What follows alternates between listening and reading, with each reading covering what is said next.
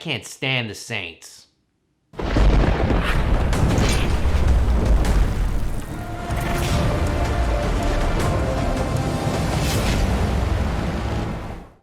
And I can't stand my own beloved Buccaneers. Oh, gosh!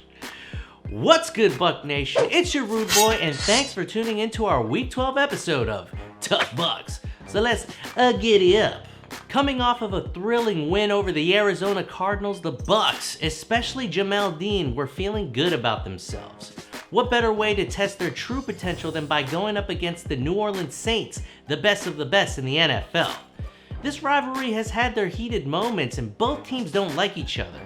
The New Orleans Saints have had their way with the Bucs for years now, sweeping the series 6 times since the NFC South was formed in 2002. Surprise, surprise everyone, Jameis Winston had yet another sloppy game, turning the ball over 4 more times and adding to his season-leading total of 18 interceptions, already matching his total from his sophomore season back in 2016. Coming into the season, every Buccaneer fan thought that the quarterback whisperer, Bruce Arians, was going to be the key that took Winston's game to the next level, man. Wrong. Somehow Winston's gotten worse with his turnovers. Coach Arians and tight end Cameron Brate echoed that all the turnovers are not all on Winston, and to a degree, they're correct. It's not all on Winston. The offensive line has not been efficient and hasn't been able to give him the protection he needs. In particular, Donovan Smith and DeMar Dotson, who both gave up a slew of pressure off the edge in this game and, quite frankly, all year. OJ Howard, who has been the biggest fantasy bust, inexplicably bobbled the ball behind his back, in the air, and then into the arms of Saints defender Demario Davis. That play is what really turned this game around. At that point, the Saints were only up 6-0, and with the short field position, were able to cash in on the turnover and take the lead to 13-0. Because of the turnovers, the defense of the Buccaneers were put in awful situations the entire game. However, the Buccaneers defense was unable to put pressure on Breeze, even without all-pro guard Andres Piat.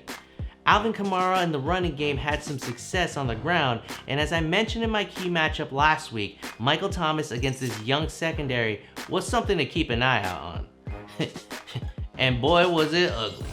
The Bucs ran a zone defense and Thomas sliced them up. But I do have one question for the Bucs coaching staff. Where in the world is cornerback Jamel Dean? After an amazing game against the Cardinals where he snagged a game-saving interception, my man Jamel Dean inexcusably did not play one single snap. Todd, Bruce, this is how you reward your players? And don't give me this excuse that he plays better man than he does zone. Your best asset should be playing on the field, point blank, period. Overall, this was a team effort. The offense was ass, the defense was ass, and more importantly, the coaching staff was ass. Bruce, can you stop wasting your timeouts and stop challenging pass interference calls? They ain't going your way, bro. I don't know why I'm handing out this award, but whatever. This week, our Tough Buck Award goes to Vita Vea, who has been the most consistent Buccaneer defensive lineman this entire season. The stats don't do this man justice, but he continues to clog up running lanes inside and has been effective rushing the passer. Here's to you, Vita. Our shark bait and the buck that has to walk the plank this week is Byron Leftwich. Haha, y'all thought I was gonna say OJ Howard, but nah. Look, quite frankly, Byron Leftwich's coordinating career thus far has mirrored his professional career, and I hate to be blunt, but it's been mediocre at best.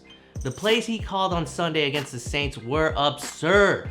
They threw the ball 51 times, and as I said before, if you're passing the ball that much, you are begging Winston to throw an interception. The Bucs ran the ball a whopping 8 times, 2 of which came from scrambles from Winston, and 2 came towards the end of the 4th, when they couldn't even convert on a 1st and goal at the 1-yard line. If BA is going to hold his players accountable, he better start holding his coaching staff accountable too, because this entire team is a sloppy mess right now. Whew, the kid is hot right now. Sorry, my people. I mean, I may be coming off a little hard, but the truth hurts. The Bucs have lost 5 of their last 6 games and are now tied for last in the NFC South with the Atlanta Falcons, who they will be facing in next week's contest. The Dirty Birds of Atlanta started the season off with a sloppy 1-7 record, but something changed for the team after their bye week. Halfway through the season, the Falcons are now playing inspired football in hopes to save the job of head coach Dan Quinn. They've won 2 straight, first spanking the New Orlean Saints 26-9, and then the Carolina Panthers 29-3, holding 2 tough teams to just field goals. Now that's impressive. This will be the first of 2 matchups the Bucs will have against their former coach, Dirk Koetter, who is now the offensive coordinator for the Falcons. Offensively, the Falcons have always been good, and with a better defense, their offense reaps those benefits. Matt Ryan, Julio Jones, and Calvin Ridley are starting to click on all cylinders. The run game is nothing to be scared of, especially with Devontae Freeman out, but the Bucs will have to formulate a game plan around the 2 stud receivers.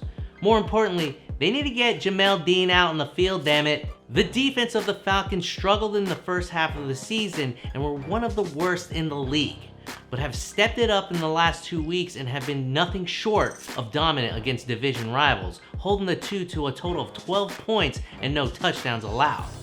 In this 2-week stretch, the Falcons have dramatically improved on getting takeaways, putting pressure on the quarterback, and getting sacks. The Bucs will need to protect Winston, and more importantly, they will need to protect the football if they want to stand a chance. Now that we're all caught up with the Falcons, let's take a look at a key matchup. Let's face it, the Jameis Winston era for fans is done, but the coaches and players are sticking with their captain. I highly doubt they move on from him after the season's done, but we'll explore that in another episode. Winston has had some awful games this season, and if the Bucs have any shot at beating the Falcons, it starts with him. He'll need to bury this tape from last week and move on to Atlanta. If he could sling the ball around and not to the opposing team, then they'll stand a chance. Anthony Nelson, Jason Pierre-Paul, and MJ Stewart didn't practice as of Wednesday and are questionable to play this week. Ay. Over the weekend, I went to Vegas to put my money where my mouth was and went with the under and the Bucs to cover. And boy, was I disappointed. I lost both my picks and my money, bringing my season record to 8-12. Listen, just don't take my advice. In fact, you might want to go against my picks and you'll probably win some money. The Buccaneers are 4.5-point underdogs in this one and are 0-5 against the Falcons in their last 5 matchups. The Dome is a tough place to play, especially against the resurging Falcons. The Falcons are trending up, whereas the Buccaneers are trending down. I'm taking Atlanta to cover the 4.5 points. The over-under is set at 51.5 points. Both teams have offenses that can move the ball. The Bucs secondary is consistently awful, whereas the Falcons have been holding teams to field goals. However, the Bucs have hit the over almost all year. This is a no-brainer, folks, and after last week's mistake, I'm going with the over on this one. And that's our Week 12 preview of the Tampa Bay Buccaneers versus the Atlanta Falcons. Let me know who you think will win this game by leaving a comment below. Like and subscribe, and if you're a real tough buck, then click that bell icon so that you get real-time notifications on when new videos drop. So until next time, Buck Nation, keep firing them cannons.